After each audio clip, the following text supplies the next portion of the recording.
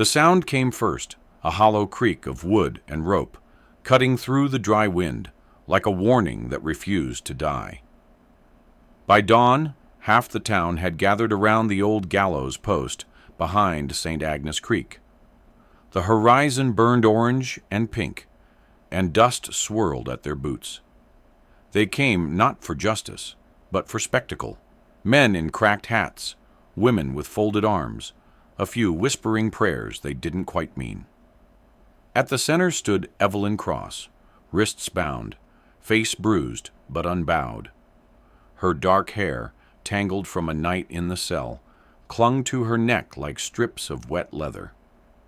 Someone had hung a wooden sign around her throat, a crude plank burned with one word: betrayer. She hadn't spoken since the marshal's men dragged her out from the canyon shack where she'd been tending a dying horse. The town said she'd sold secrets to the bandits who raided the freight wagons, that she'd lured her own neighbors into an ambush. Evelyn said nothing, not even when they tied the noose and waited for her to plead. But when the wind picked up, sweeping grit into her eyes, she did something no one expected. She looked straight at the preacher and smiled. It wasn't defiance, not quite. It was something quieter, like she knew the story wasn't ending here. From the edge of the crowd, a tall man shifted his weight, his spurs clicking once against stone. His name was Calder Holt, a rancher with a limp from the war and a reputation for keeping to himself. He'd seen enough hangings to know guilt from desperation, and the girl in the noose didn't look guilty. She looked tired and waiting for someone to remember she was still human. The marshal spat. "Any last words, Cross?" Evelyn's voice came out cracked, like the first thaw of river ice. "I don't deserve a home," she said. The preacher's hand trembled on his Bible. The crowd murmured. The rope swayed in the rising wind. And from somewhere behind them, Calder's voice broke through the silence.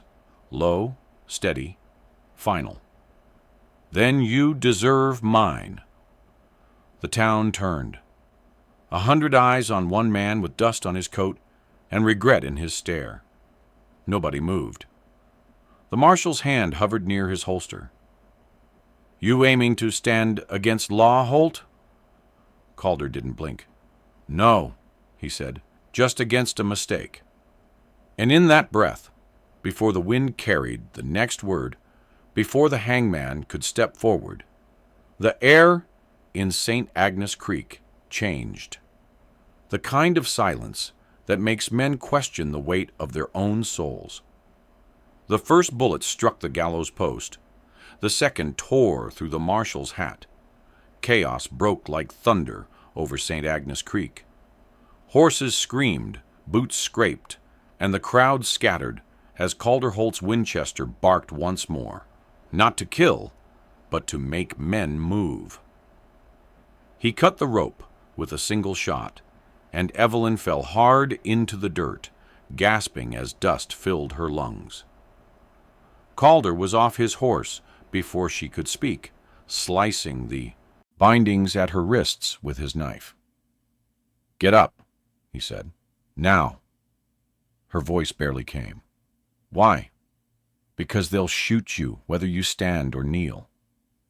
He hauled her onto his bay gelding, threw himself behind her, and spurred the animal toward the canyon trail. The air smelled of gunpowder and rain that would never come.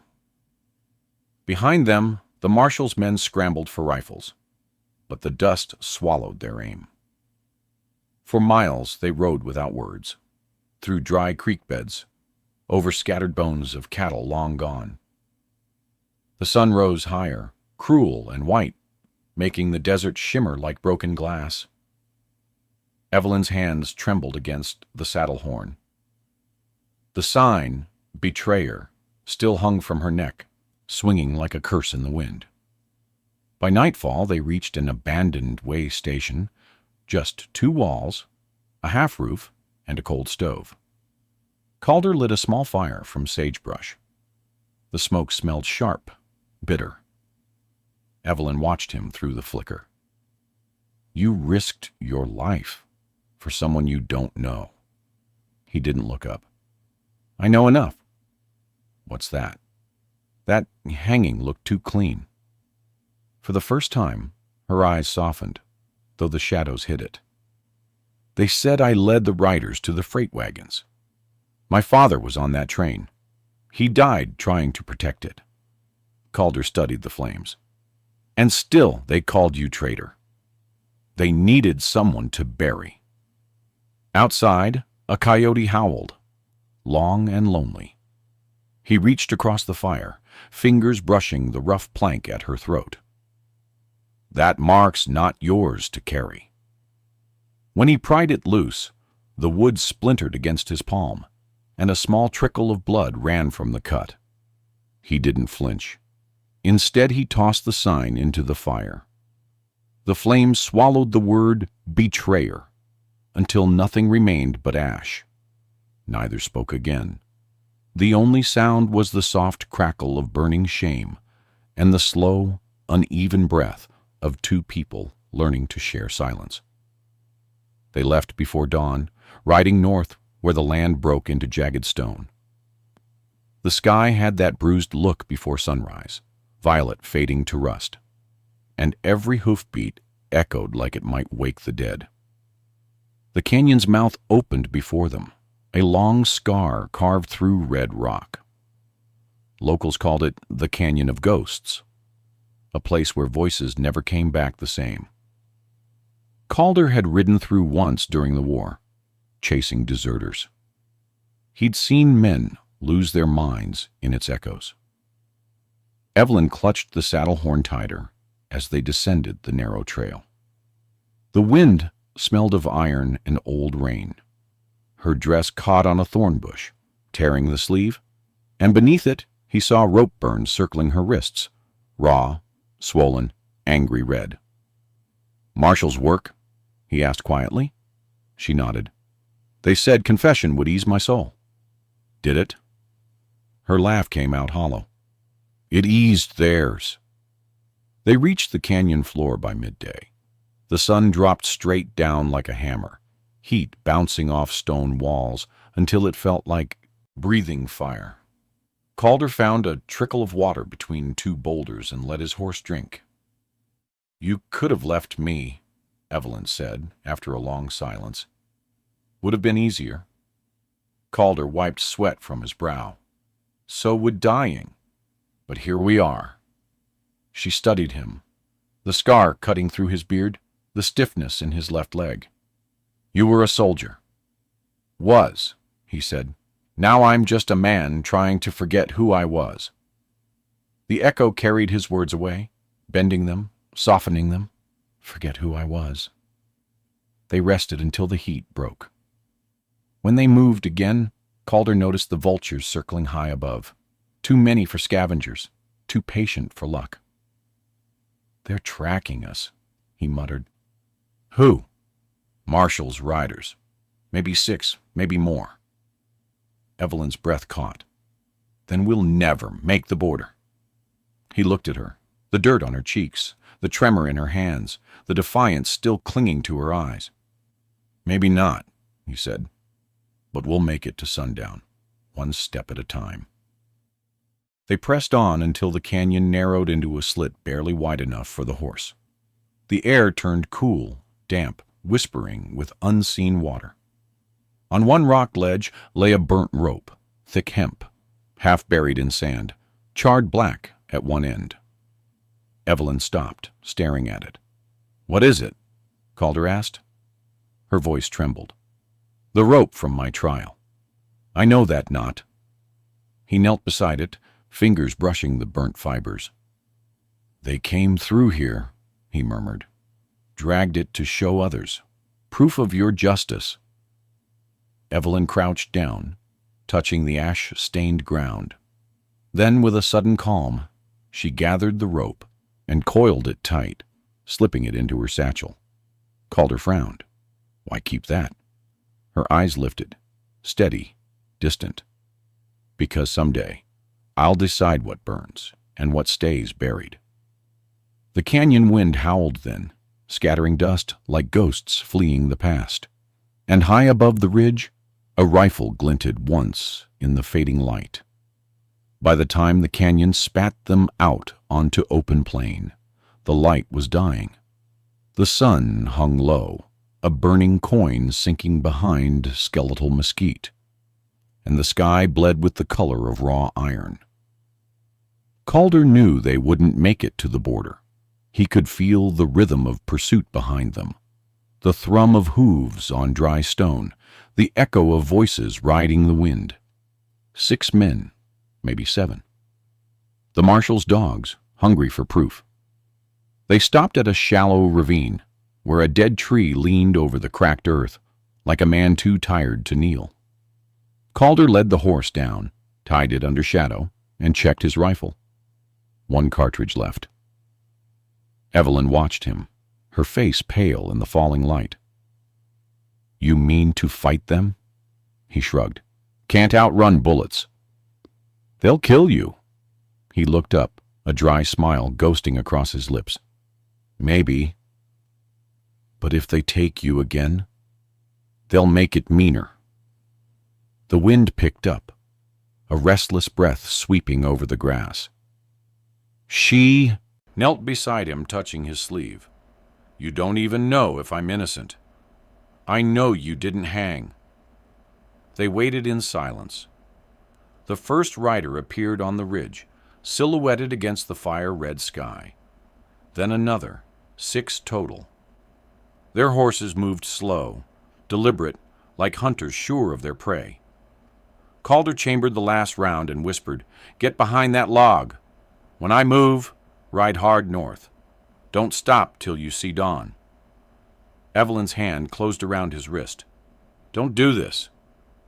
"Some debts can't be paid in coin," he said. The riders fanned out. The marshal's voice came down from the ridge. "You're harboring a traitor, Holt. Stand aside." Calder didn't answer. He lit a match instead, small flame trembling against the wind, and dropped it into the grass soaked with the last of his lamp oil. The plain roared to life. Fire surged outward in a circle, a wall of orange and black. Horses screamed. Men cursed. "Go!" he shouted. Evelyn climbed onto the gelding, heart hammering. The fire's heat burned her back as she rode. She looked once over her shoulder, saw Calder limping through the smoke, firing his last round into the air, not to kill, but to draw every eye away from her. A shot cracked. He staggered, still standing, still drawing them in. The flames swallowed the ridge. Sparks rose like souls finding their sky. She rode until night took her, until the fire was a memory, and the world smelled only of ash. When she finally stopped, she fell from the saddle, trembling, the burnt rope heavy in her satchel. She pressed it to her chest and whispered through tears, "Don't let him be gone." The wind answered softly, carrying a faint echo of hoofbeats or memory. When dawn came, it came quietly, pale light spreading across the desert, like a hand smoothing old scars. Evelyn woke with her cheek pressed against the earth. The fire was gone, nothing left but cold ash and silence. Her hands shook as she gathered her things. Calder's coat still clung to her shoulders, smelling faintly of smoke and horse sweat. The fabric was too big, but she pulled it close, as though it could still protect her. She rode north until the land softened, dry scrub giving way to low hills and ghost grass. Every step of the horse's hooves sounded like a heartbeat she didn't deserve. When she reached the edge of the next town, the sun had already burned the morning to gold.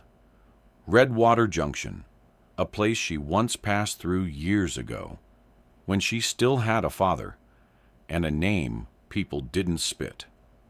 She tied her horse behind an old barn, wiped soot from her face, and walked into town on bare feet.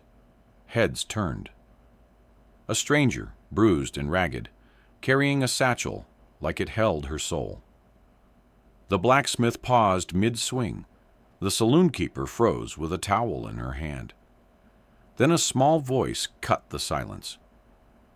"Ma'am, are you hurt?" A boy no older than 8 stood near the well, clutching a bucket too heavy for him. His eyes were clear, unafraid. Evelyn tried to answer, but her throat burned. He frowned, stepped closer, and offered her a tin cup of water. She took it with trembling hands. The first sip felt like forgiveness. That single act, a child's quiet kindness, cracked something in the crowd.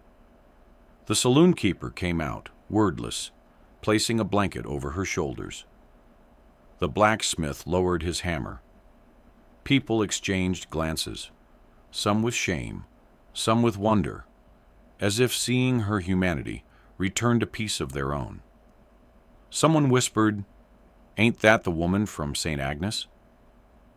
Evelyn looked up, meeting their eyes. "Was," she said softly. "Not anymore."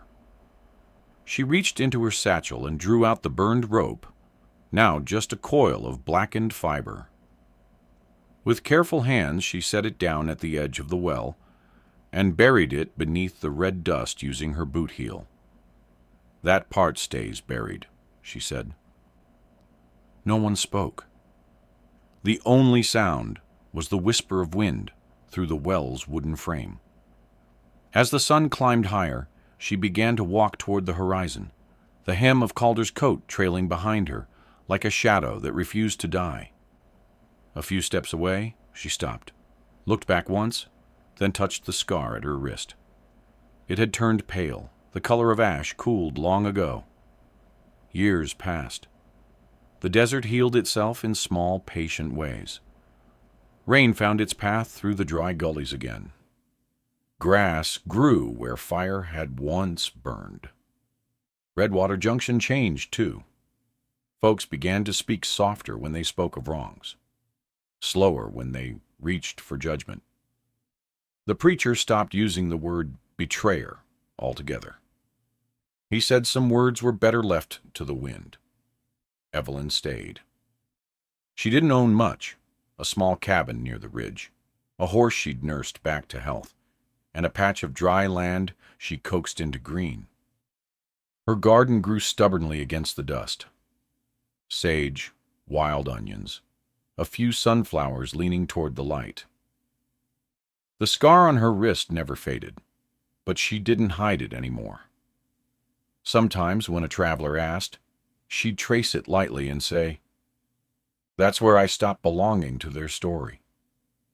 Every evening she'd light a small lantern on her porch, the way Calder once lit his match before the fire at dusk.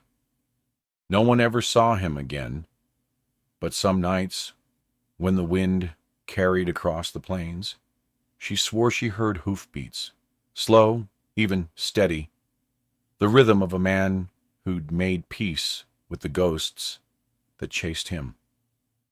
One spring morning, a child from town wandered to her fence carrying a wooden carving. "Mama says you helped save Redwater," he told her. Evelyn smiled faintly. "Your mama's kind to say it." He set the carving down, a tiny figure of a horse and rider, rough but honest. "Pa said the man who rode through fire left his mark on the wind." Evelyn's eyes shimmered. She knelt, placed a sunflower petal on the carving, and whispered, "He left it here, too." That night, as the sun sank, behind the ridge, the garden rustled with the low hum of life. A rabbit paused by her porch. The lantern flickered, casting long, soft light on the scar that caught the glow like a thread of silver. She sat quietly, hands folded, eyes on the horizon. The desert stretched vast and still. No triumph, no grand redemption, only the simple grace of survival. The rope was gone, the sign forgotten, The shame burned to dust.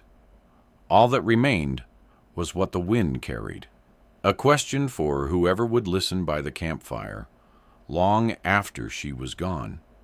What does it take to build a home, if not mercy for those who've lost one? Thanks for watching. Like, share, and subscribe my channel.